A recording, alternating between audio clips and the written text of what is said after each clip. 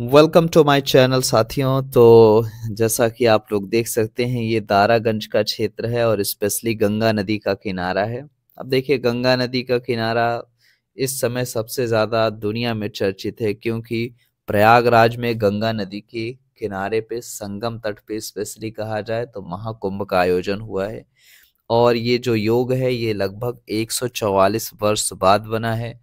तो ये लगभग पूरे विश्व के लिए कहा जाता है कि सबसे बड़ा जो आध्यात्मिक समागम है वो आपको प्रयागराज संगम तट पे देखने को मिलता है साथियों। और जैसा कि हम बात करें तो ये स्पेशली ये जो एरिया आप देख रहे हैं, ये गंगा नदी का किनारा है, जिसे हम गंगा रिवर फ्रंट कहते हैं। अब कुछ लोग इस वाले एरिया को ऐड कर देते हैं मरीन ड्राइव से, क्योंकि आगे चल के जो पूरा का पूरा क्षेत्र है, और गवर्नमेंट ने इसके जो घाट हैं उसको थोड़ा सुदृढ़ीकरण किया है और इस पे मतलब थोड़े पत्थर वगैरह लगा के मजबूत कर दिया गया, ताकि जो बहाव वगैरह से कुछ चीज़ें जो होती हैं तो लगभग नष्ट न होने, क्षतिग्रस्त न होने की अवस्था के लिए इस तरीके के जो स्टेप उठाए गए हैं। तो उन्हीं सब चीज़ों को देखते हुए, और बाकी आप देखेंगे तो ये पूरा आप जो देख रहे हैं सामने का व्यू, वो तो आप झूसी का क्षेत्र है। और बाकी हम यहाँ खड़े हुए हैं गंगा नदी के किनारे, गंगा रिवर फ्रंट, और इसी लोग मरीन ड्राइव का भी नाम दे देते हैं।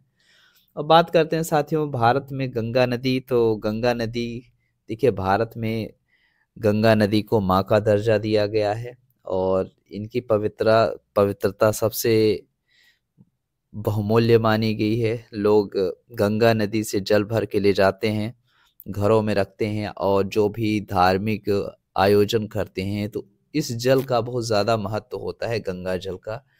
तो सोचिए, इतनी बड़ी महत्व दिया गया है।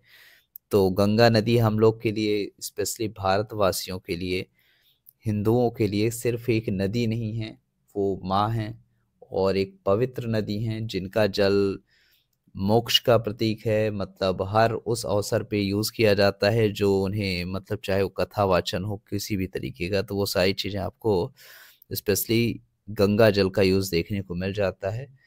अगर हम बात करते हैं गंगा नदी की, तो देखिए, भारत में जो गंगा नदी है तो सबसे बड़ी नदी है, और स्पेशली कहा जाता है कि भारत की जो राष्ट्रीय नदी है वो गंगा नदी ही है। और टोटल अगर लंबाई देखा जाए तो 25-25 किलोमीटर, मतलब 2525 किलोमीटर, या मोटे मोटे तौर पे आप कह सकते हैं कि 2500 किलोमीटर गंगा नदी की लंबाई है। और अगर इसे आप मील में काउंट करते हैं तो 1569 मील लंबी नदी है गंगा नदी। और ये भारत के उत्तराखंड राज्य, जो कि पहले देखिए उत्तराखंड जो राज्य आज के टाइम में है, तो ये पहले उत्तर प्रदेश का उत्तरी हिस्सा हुआ करता था, उत्तराखंड राज्य। तो वहीं से निकलती हैं गंगा नदी का उद्गम हुआ है। स्पेशली कहा जाता है कि गंगोत्री से गंगा नदी निकली है, और गंगोत्री आपको उत्तराखंड में ही मिलता है साथियों। और जब वहां से निकलती हैं तो उत्तर भारत के गंगा के मैदान के माध्यम से दक्षिण व पूर्व में बहती हुई बंगाल की खाड़ी में अपना जल गिराती हैं गंगा नदी। गंगा, कहा जाता है कि गंगा नदी उन करोड़ों लोगों की जीवन रेखा है जो इसके बेसिन में रहते हैं। अब बेसिन क्या होता है, तो याद रखिएगा, बेसिन वो होता है कि एक नदी जहां जहां से जल ग्रहण करती है, मतलब पहले तो एक मेन धारा होती है, फिर उसके बाद जो सब रूट निकलते हैं, फिर रूट्स होते हैं, सब रूट्स होते हैं, तो वो हर उस जगह से नदी अपना जल ग्रहण करती, जल भरण करती है, ताकि नदी का विस्तार होता जाए। जहां जहां से ढाल मिलता है, स्लोप मिलता है, तो वो सारा का सारा जल किसी नदी में आता है। तो ऐसे ही गंगा नदी का जो बेसिन है, तो ये कहा जाता है कि भारत का सबसे बड़ा नदी बेसिन है। लगभग 8,60,000 वर्ग किलोमीटर का नदी बेसिन बनता है गंगा नदी बेसिन। और ये भारत का सबसे बड़ा नदी बेसिन है। और बात करें दुनिया का, तो दुनिया का सबसे अधिक आबादी वाला बेसिन कहा जाए तो गंगा नदी बेसिन है।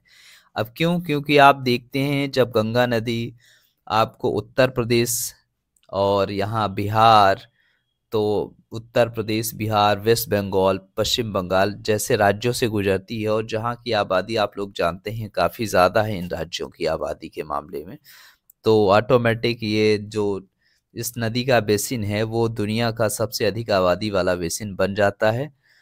और बात करें तो गंगा नदी, देखिए इसका प्राचीन इतिहास रहा है इस नदी का कि ये नदी काफ़ी पुरानी है। तो अब इस नदी पे बहुत सारे शहर बनाए गए पुराने शहर में, और सबसे पुराने शहरों में बात किया जाए तो काशी जो है गंगा नदी पे बनाया गया सबसे प्राचीन शहर है।